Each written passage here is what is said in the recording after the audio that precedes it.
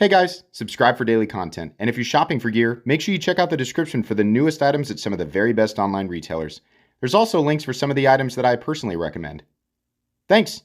What's going on YouTube? Metal Complex here, and today I've got a short little knife review / knife overview to share with you guys. This is the new Civivi Tacticorix. That's how I'm going to pronounce it. I'll let you guys look at the box here, but wow, we have a full-size, we have a large budget option from Civivi. My prediction was when I unboxed this that this would be on the higher side in terms of price, and I was pleasantly surprised to see that it came in at $67, which is really cool considering the materials here, Nitro V, and they have like a shred G10, which ends up looking like a frosted over window, but we don't get enough of these larger sized really nice budget knives. So this has classic lines, very straight, very appealing to a wide range of people. And I'm going to tell you right at the beginning, I'm going to recommend this knife, especially for people who are looking for a larger budget flipper, because this is so good.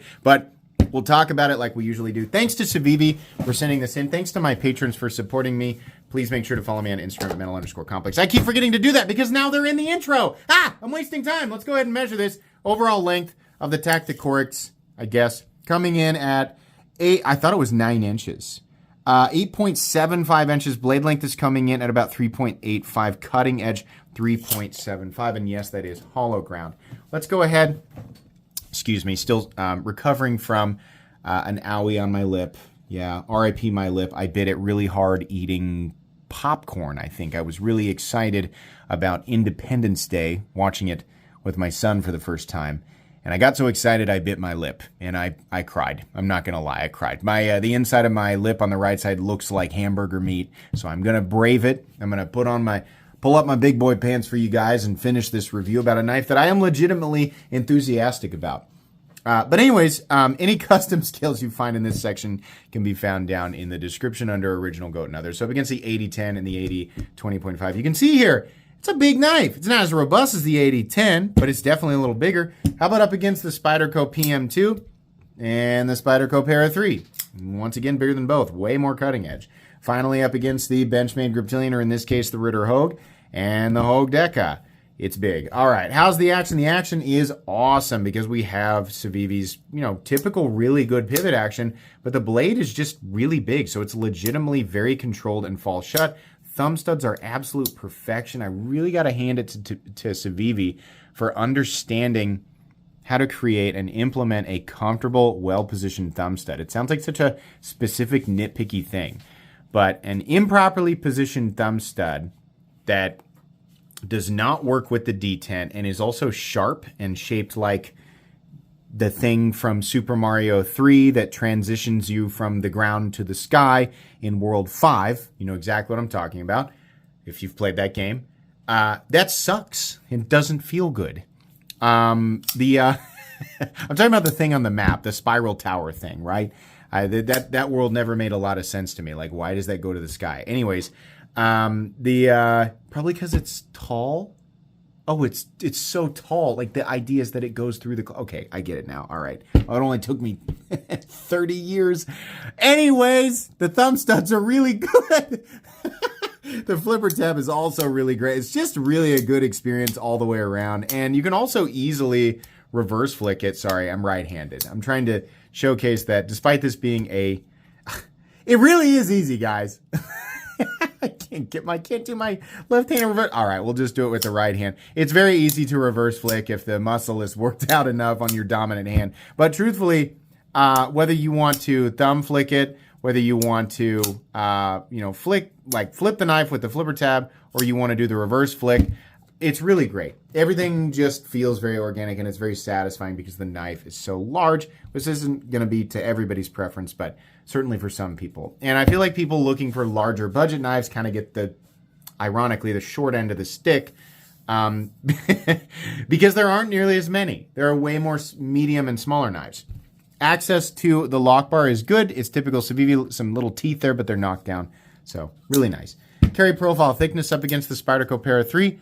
Not all that thick. The same at the worst. So We have steel, like full steel liners with the scales on top. Length and height up against the PM2 and the Para 3. It's pretty big. It's not an absolutely massive folded knife, like when it's folded up is what I'm saying.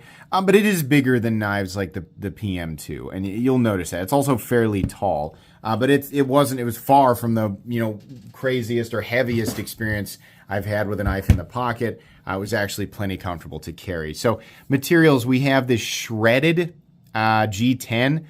I think they have a couple of different options for materials on the scales, but I think this is cool, and it shows that Civivi is interested in experimenting a little bit and giving us some weirder options outside of what we typically expect from them. So we have Nitro V, which, by the way, is heat treated to 59 to 61 on the uncoated blades and 58 to 60 on their coated blades, which actually does fall within the parameters of where Nitro V is supposed to be. So nice. But I feel like it's because he treats all of their blade steels exactly the same way. So that's good that Nitro V tends to fall in there. But anyways, 4.6 ounces, not bad for a pretty darn big knife, right? The ratios aren't perfect, but your balance is actually almost right there in the middle of the primary index finger position, making it feel pretty great for how large it is. We'll go ahead and do a hardware check. I'll get out my tools as per usual. My tools are very inexpensive and very recommendable. You can find them right down in the section of my description that talks about the tools I use in this channel. Spoiler alert, everything's T8 except for the pocket clip screws, which is typical of Civivi. So you've got T8 on both sides and the pocket clip screws, which are part of the, the frame. So you're going to have to take both? Yeah, both of them out. So that's fine. Simple construction. Very easy to take apart. As long as you have the right tools for the job, you should be good to go. Let's go ahead and get the blade stock thickness. These tend to be pretty thin. I'm going to guess that's about 115 to 120. And I'm right. That's 116 thousandths or so. So definitely on the thinner side. All right, meat and potatoes time. This is an awesome looking knife. It's an awesome feeling knife. They did not, like the handle profile's been done before. The blade profile's been done before. You guys have seen this before. But it's just nice to have this all come together in a really nice looking and inexpensive package. I really like this icy shredded light blue G10. I think this is really cool. It might actually, I think it's shred G10. In fact, doesn't it say on the box? Yeah. Gray shredded G10 handle. This is cool. Yeah, I've only ever seen it with carbon fiber. But the look is good. I'm sure it looks better or worse with certain colors, but this light blue legitimately looks like ice. I love this little sort of milled out area that's got the frag pattern in it, and then they've got 3 horizontal lines and dots. At some point, somebody on the Civivi board was like, hey, instead of leaving the handle blank, let's just put lines and holes, like randomly. And they were like, yeah, okay, we can try that. And they did, and it looks nice. It doesn't do anything. But it looks better than just plain. Some people, I think, would prefer plain, but I kind of like that they've added a little personality there. I kept saying for a while, hey, Civivi, if you're going to start creeping up in price, you got to give us a little extra. And I feel like a lot of the time they really do deliver. And I really respect Civivi for that. They've had a couple of knives that were kind of some stinkers, and they were, up there in the $70, $80, $90 territory for seemingly no reason. I haven't seen as much of that lately. I've seen them pull back and continue to deliver on some of the better blade steels and some of the more interesting scales, even though it's not really that crazy. I've seen them deliver on that without trying to push their price tag super high, right? I often wonder if the way that they balance that out, because I don't think it's a secret that if you go to Civivi's website, their prices are higher than like Blade HQ, for example, which is where I'm going to link this, because why would you pay more?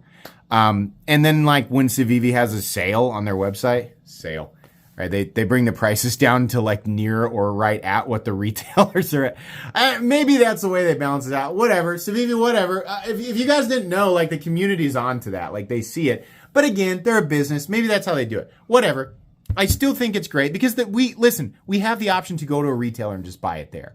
Right. So I'm happy that, they give the retailers the thumbs up to bring the prices down, and we can get the knives at this at this price point, because I think $67 is super reasonable for what you're getting here, right? It's interesting. And they do deliver, even though they are a little bit more expensive than some of their other competition, they do deliver some of those more interesting elements for people who are looking for them. If you're not looking for the interesting elements, pick up a Sen Cut, because they're basically Civivi knives without the little extra details. And they've got different, slightly less premium blade steels, right? So, but I like that. That's what I'm saying. Very open ergonomic profile. Because this is such a long handle, their typical Loch Ness Monster pocket clip doesn't bother me as much because it doesn't go into the upper middle of my hand. It comes back here, right? So that's fine. I still think they should have a smaller version and a longer version of this. But this is fine. It works. It's very, very comfortable. The edges are nicely knocked down. Jimping is pretty good. There's definitely enough there that I can dig into it. And the index finger position complements it pretty darn well. Nice sharpening tool there. Definitely thin behind the edge considering this is hollow ground. They always do a great job with their factory edge. No complaints. They're super, just absolutely razor sharp. This one was fun to carry. I only carried it for, it was like a day and a half, right? Cut a few things, cut into some Amazon packaging and flipped it out a couple of times, showed a buddy. I did cut into a plastic strap that was holding in one of the, no, it wasn't a food container. It was something, it was like a appliance or small appliance that came to the house. But I did cut into one of the plastic straps, and man, it made short work of that. I don't always recommend that. The thicker the plastic strap, the worse. But yeah, it did fine. Nitro V is fairly tough, I think. It's just a well-balanced composition and is very welcome at this price point. You also see Nitro V on custom knives. Did you guys know that? There are $1,000 knives, multi-$1,000 knives that are utilizing Nitro V. It's a good composition, very balanced, right? As far as I know, it's a composition that takes a nice finish and still performs well, which is why so many custom knife makers, enjoy working with it. I know that Brian Nadeau, Sharp by Design, what I consider to be a person I consider, what? As if he's an object. Confusing him with the things he makes. He is, in my opinion, one of the best knife designers on earth, and he likes to work with that stuff. So anyways, the flat carries out about 75% the length of the blade. Nice big tall swedge, big clip point down here. Just very cool, very robust looking. And honestly, fairly robust at 115 thousandths considering where the flat is. Still manages to be nice and thin behind the edge. Just really, really good looking. There is an all black version if you want. Just understand that coated version will bring the range down by 1 point. So instead of 59 to 61, it'll be 58 to 60, which is still okay for Nitro V. Just be aware of that. There's a lanyard bar right here. If you want to utilize it, you have left and right-handed positions for the pocket clip, which is great. In and out of the pocket is fine. A little bit of texturing here, but not bad. You just have to work around that bill there. You have a stop pin that's located in its traditional position with a little bit of shouldering. That's nice. No blade play up, down, left, or right. No lock stick. No double clutch. No pivot lash. Incredibly smooth and consistent in here. And a really nice clicky detent. Yeah, this is stupidly recommendable, specifically for people who are kind of cornered.